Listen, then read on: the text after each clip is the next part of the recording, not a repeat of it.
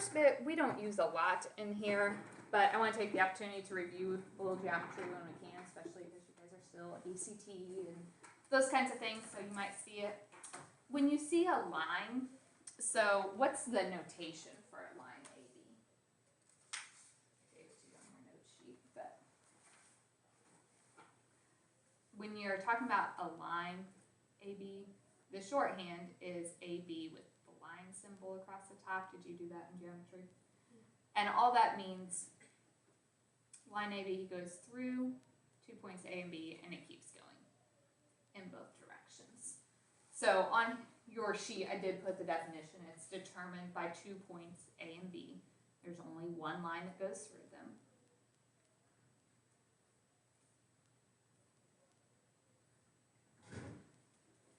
But the key thing, if it's a line, it never stops. How is a line segment different? What do I mean by a segment? It stops at the 2 points. It's only between points A and B. So it's a portion of the line between A and B.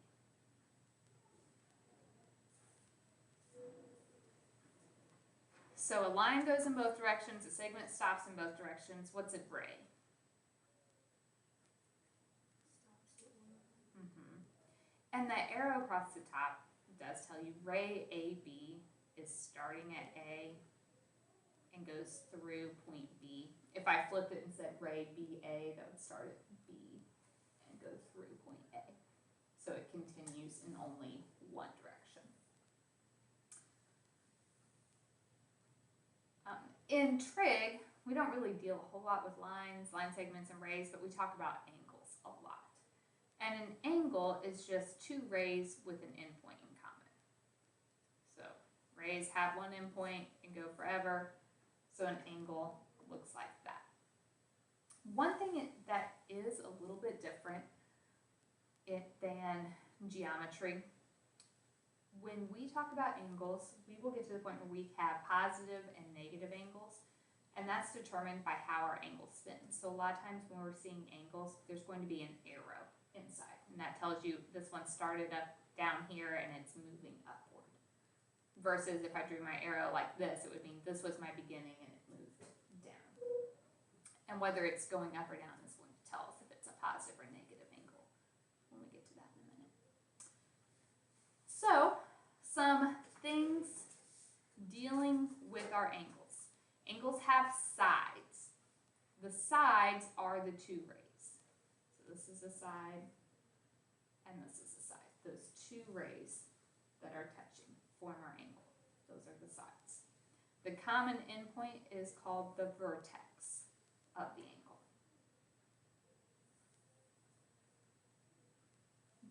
When we are drawing them with this arrow in the middle, we have an initial and a terminal side.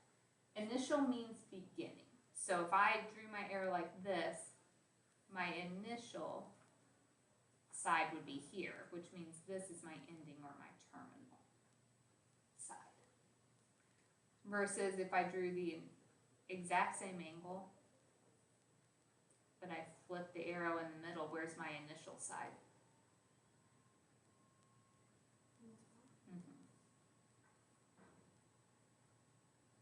And my terminal is now the bottom.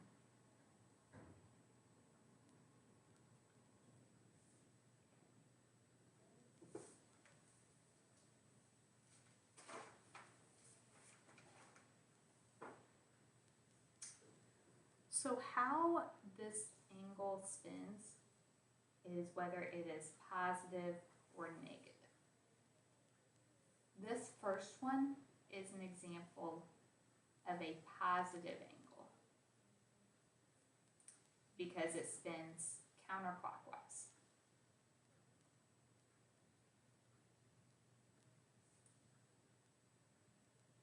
The second one is a negative angle because it is spinning clockwise. Okay, and we could draw those different ways too. Another example of a positive angle might be if I did this.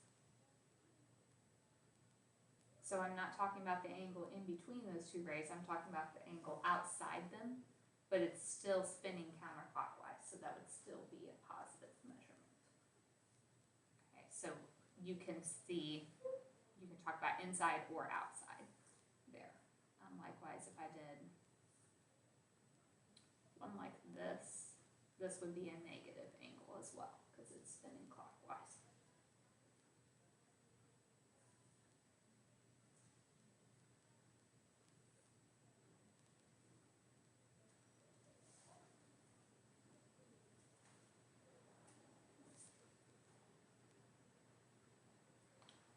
Any questions so far?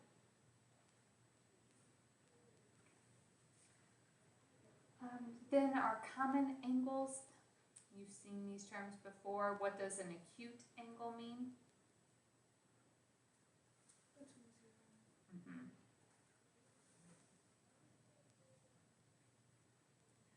In the past, you might have just said less than 90, but because we have negative angles now, we have to make sure we're saying between 0 and 90. We also want to make sure we put that degree symbol anytime we're talking about degrees, because in a couple chapters we'll have another measurement for angles. We'll talk about radians then. So you need to get in the habit now of marking when you're talking about degrees so it doesn't get confusing when we have another measurement as well. What's a right angle? 90 degrees. Obtuse.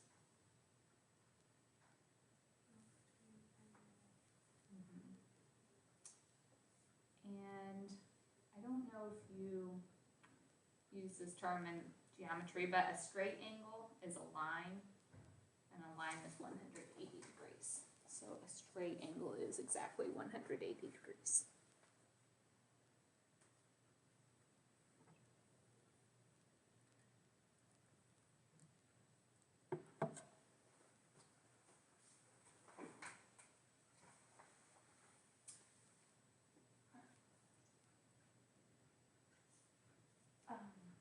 Other terms, what does complementary mean?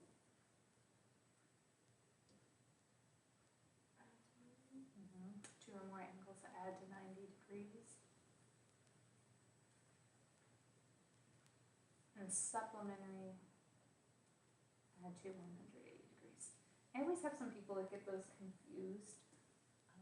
Complementary, I always think C comes first in the alphabet, so that's a smaller one. Complementary is 90. Supplementary, S comes later in the alphabet, so it's the big one, the 180. Okay. So first example of the day. Can you find the complement and supplement of a 55-degree angle?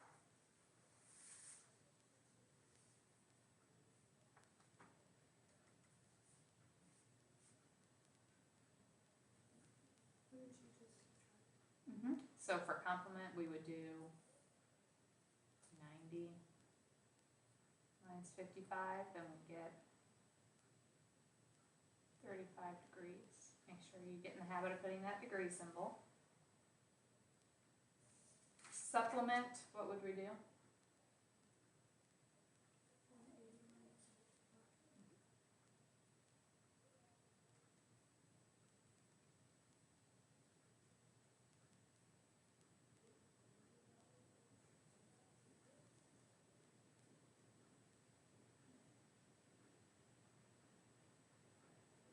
55.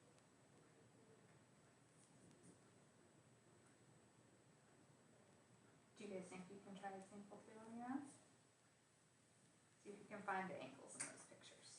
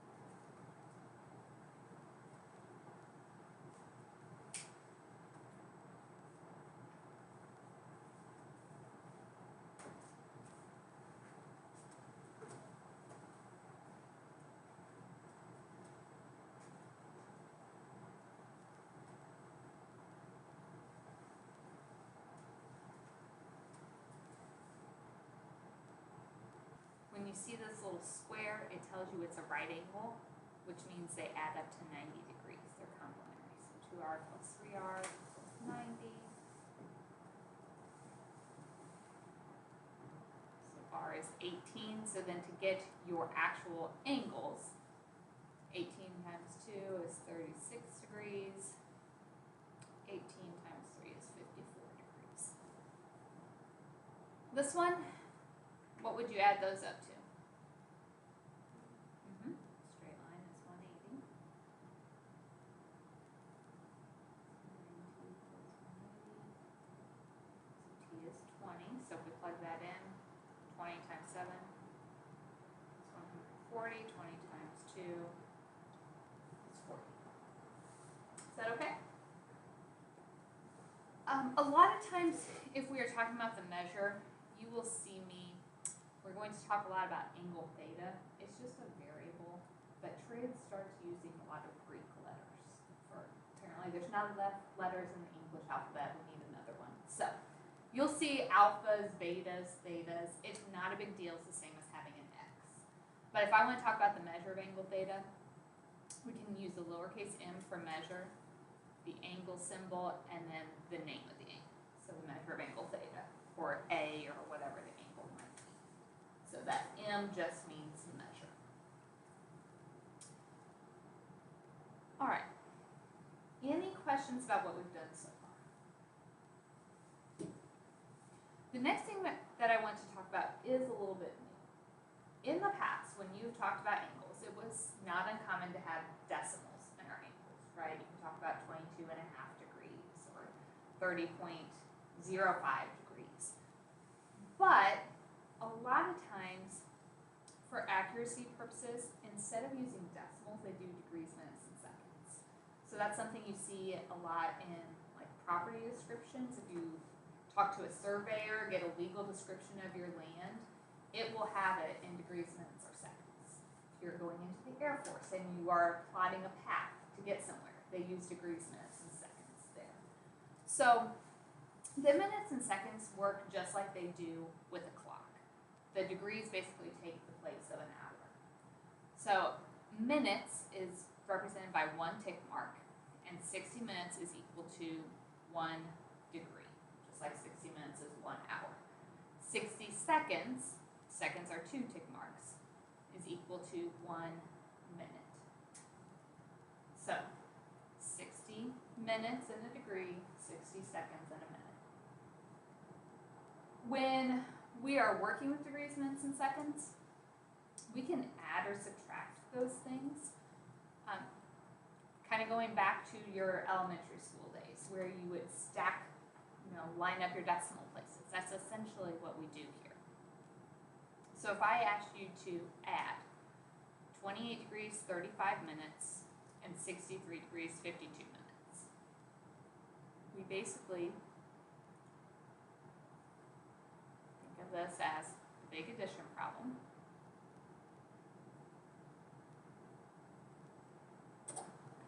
And we're going to add the minutes together, and we add the degrees together. So 35 plus 52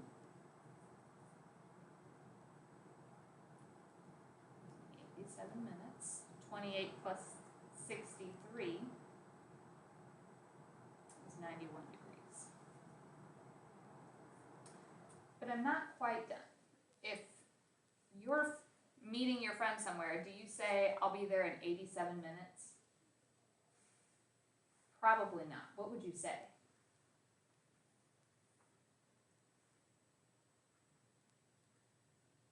Or would you say, I'll be there in 70 minutes? Instead of 70 minutes, what would you say? An hour and 10 minutes, because it's more than 60. So if this is more than 60, what we're going to do is increase our degree by 1. So it becomes 92 degrees. And then if you take away the 60, that's 27 minutes. So if your minutes turn out to be more than 60, you move those 60 minutes over and add a degree. So that leaves us 92 degrees, 27 minutes. Does that make sense? with subtracting. If I want to do 180 degrees minus 117 degrees, 29 minutes.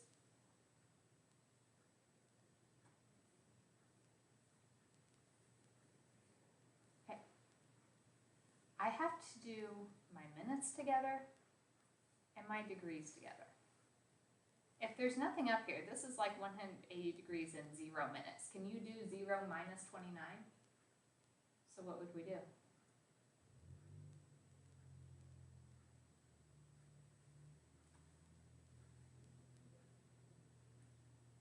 If I said like,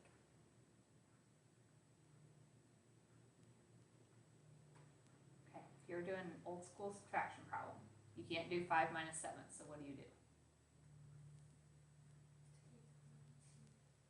You borrow from this, right? And it brings 10 of them over. So what we're going to do is borrow from my degrees. So I'm going to take away 1 degree, so it's 179 degrees left. But when you bring that 1 degree over, how many minutes is 1 degree? 60. So instead of saying 180 degrees, we're going to say 179 degrees and 60 minutes. Now we subtract. So 60 minus 29 is 31 minutes. 179 degrees minus 117 degrees.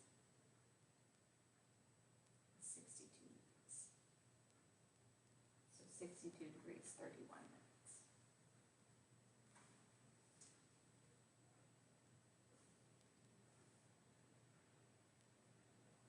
Why don't you guys try one? Oh, that was kind of rude. I gave you degrees, minutes, and seconds. That was really rude. You guys do C, and then we'll do D together. For this one, we have to degrees, minutes, and seconds. You don't necessarily have to write it as a stacked problem, but that can make it a little bit easier. So, first we add our seconds. 10 plus 8 gives me 18 seconds. Then we add our minutes. 29 and 57 gives me 86 minutes. Then we add our degrees. 51 and 21. It's a 72 degrees. Would we leave our answer like this? What do we need to change?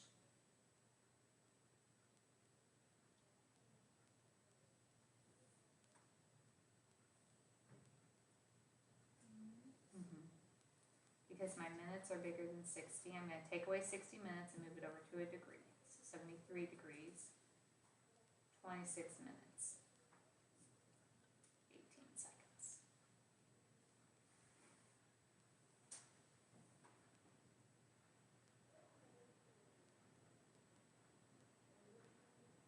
And the same thing with seconds. If you had more than 60 seconds, you would increase your degree by 1. Or not your degree, sorry, your minutes by 1. All right. D. We have 120 degrees minus 101 degrees, 4 minutes, 25 seconds. So 120 degrees is like 120 degrees, 0 minutes, 0 seconds. Before we can do this, we have to borrow. If I take away a degree, 119 degrees, that would leave me with 60 minutes. But I need to bring those over to my seconds, so I need to borrow a minute. So if I take away 1 minute, that gives me 60 seconds. So 119 degrees, 59 minutes, and 60 seconds is the same as 120. So 60 minus 25 is 35 seconds. 59 minutes minus 4 minutes is 55 minutes. 119 minus 101 is 18 degrees. So 18 degrees, 55 minutes, 35 seconds.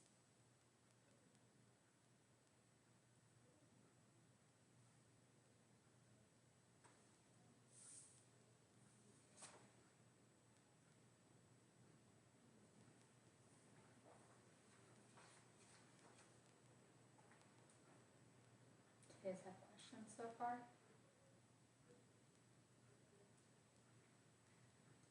What if I talk just a little bit about the converting and then we stop for the day? So we know we can measure angles in degrees, minutes, and seconds, or we can do it in decimal degrees. That's what you've seen previously. So you have to be able to go back and forth between the two measures. So if I need to convert into decimals, I kind of wrote out the steps here for you, but I think it's easiest if I just talk through an example. So if instead of minutes and seconds, I wanted a decimal, the degree won't change. 20 minutes. If I want to think of that as a fraction, how many minutes are in a degree? So that's 20 out of the 60 in a degree. I have 32 seconds, but I need to turn that into degrees. Okay, so how many seconds would be in 1 degree? Think of it, how many seconds are in 1 hour?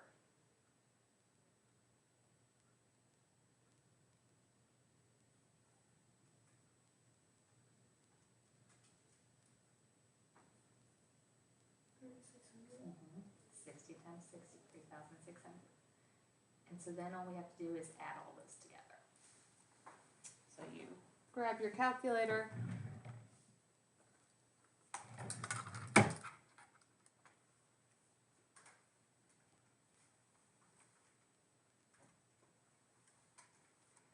And it said nearest thousandth. So that's tenth, hundredth, thousandth, so 3 decimal places. So 105.342 degrees.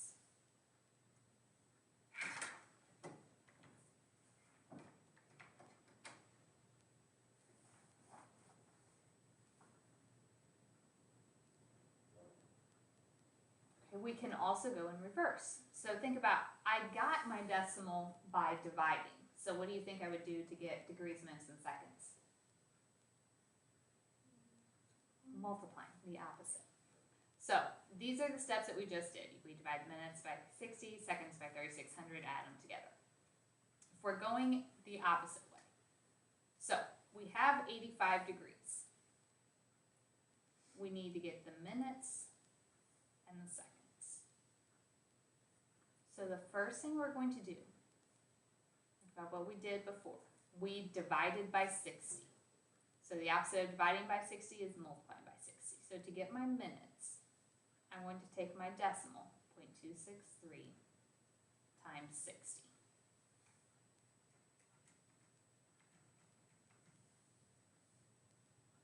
And that gives me 15.78 minutes. So in my answer, I have 85 total degrees, I have 15 total minutes. Now to get my seconds, I have 0.78 of a minute. There are 60 seconds in a minute, so I take the 0.78 times 60. And that's 46.8 seconds. For our final answer, we don't want the decimal, so just round it to the nearest whole number. So we'll round that to 47 seconds. So decimal times 60, the whole number part is your minutes. Decimal times 60 again gives you your seconds. Are there any questions there?